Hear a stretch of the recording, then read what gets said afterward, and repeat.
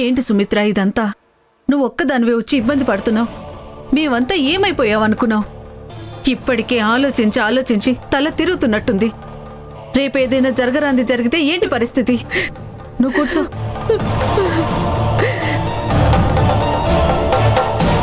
ఇంకవడానికి ఏముందక్క? నా పిల్లల భవిష్యత్తు ఏమవుతుందోనని ప్రతి క్షణం చేస్తూ బ్రతుకుతున్నాను. మగ దిక్కులేని ఈ ఇంటి మీద ఇప్పటికీ చాలా కళ్ళు పడ్డాయి. ఇప్పుడు లక్ష్మి మొగుణ్ణి వదిలేసిందని తెలిస్తే ఇంకా ఎన్ని అవమానాలు పడాలో. అలా మాట్లాడొద్దు. లక్ష్మితో పాటు సాక్షాత్తు విష్ణు స్వరూపుడైన శ్రీహరున్నాడు. ఎట్టి పరిస్థితుల్లోనైనా లక్ష్మి చెయ్యి వదలడు. నువ్వు అనవసరమైన వాటి గురించి ఆలోచించి నీ ఆరోగ్యం పాడు చేసుకోకు. అమ్మా అమ్మా, ఏమైందమ్మా? ఏంటిదంతా? వాటర్లో ఉప్పు కలుపుకొని తాగావంటే లో బీపీ వచ్చిందా? ముందు హాస్పిటల్కి వెళ్దాం పదమ్మా. అయ్యో, అలాంటిదేం లేదే. కొంచెం ఆయాసంగా ఉంటే తాగాను. మీరేం టెన్షన్ పడకండి. హాస్పిటల్కి ఏం అవసరం లేదు. కాసేపు రెస్ట్ తీసుకుంటే సరిపోతుంది. ఇప్పుడే కంగారులో హాస్పిటల్ అంటే ఇంకా భయపడుతుంది. చూడు సుమిత్ర, నువ్విలా ఏడుస్తూ ఉంటే నీ ఆరోగ్యమే పాడైపోతుంది. నువ్వు నిశ్చింతగా ఉండు. లక్ష్మికి ప్రాబ్లం సాల్వ్ చేసుకోవడం చిన్నప్పటి నుంచి అలవాటే. తను ఏదో ఒకటి చేస్తుంది. నువ్వు దాని గురించి ఏం ఆలోచించకు. ఆలోచించకుండా ఎలా ఉండగలనక్క? చిన్నప్పటి నుంచి లక్ష్మికి చిన్న చాక్లెట్ కావాలన్నా అబద్ధం చెప్పేది కాదు. మార్క్స్ తక్కువ వచ్చినా, ఎవరైనా తిట్టినా నిజమే చెప్పేది. ఏది ఏవైనా నిజం చెప్పాలనుకునే లక్ష్మికి ఎన్ని కష్టాలేంటక్క?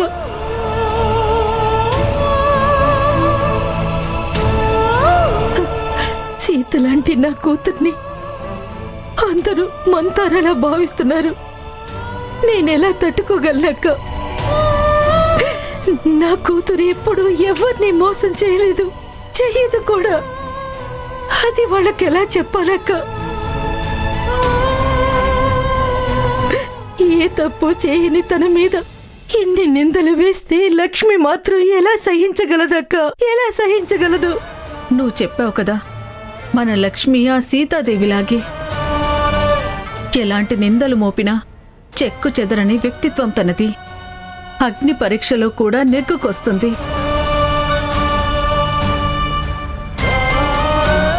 లక్ష్మికి అంత శక్తి ఉంది. నువ్వు తన గురించి ఆలోచించాల్సిన అవసరం లేదు సుమిత్ర. అమ్మా ఊరుకో అమ్మా.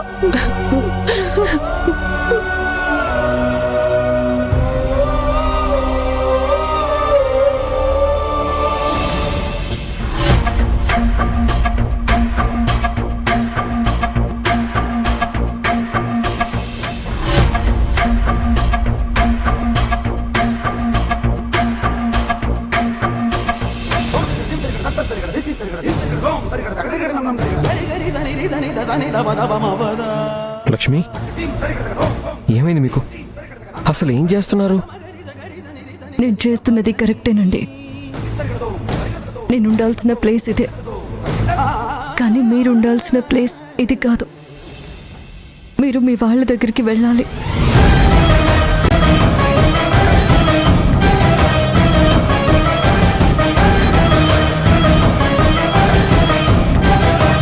లక్ష్మి, ఇప్పుడు ఏమైందని? అసలు మీరేం మాట్లాడుతున్నారో మీకు అర్థమవుతోందా? అర్థమైందండి. ఒక భార్యకి అన్నింటికంటే ఆనందం ఇచ్చేదేంటో తెలుసా? భర్త ఆస్తి, డబ్బు, బంగ్లా కాదండి. ఎలాంటి పరిస్థితుల్లో కూడా తన భార్య చేయి వదలకుండా పక్కనే నిలబెడతాడు చూడండి. అది అది అన్నింటికంటే ఆనందం కలిగించేది.